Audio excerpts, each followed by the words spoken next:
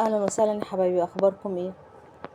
النهارده معانا مثل جديد بيقول: يا بخت من بكاني وبكى عليا ولا ضحك وضحك الناس عليا. المثل ده من اصدق وارق الامثال اللي بتتكلم عن المحبه الحقيقيه والاخلاص في العلاقات، خصوصا بين الاحباب والاصدقاء.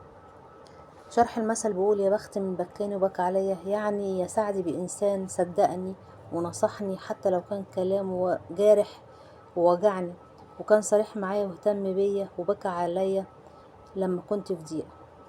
الجزء التاني من المثل بيقول: ولا ضحكني وضحك الناس عليا، ولا واحد بيضحكني بكلام حلو او مجاملة، لكن في الحقيقة هو بيخدعني او بيضحك الناس عليا.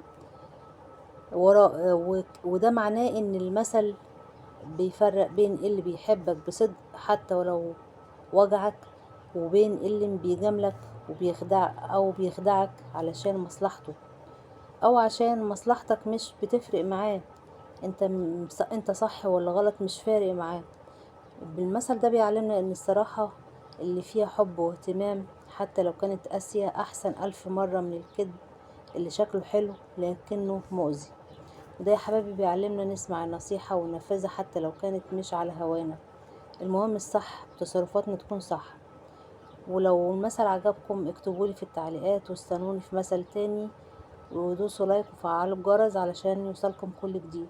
سلام يا حبايبي.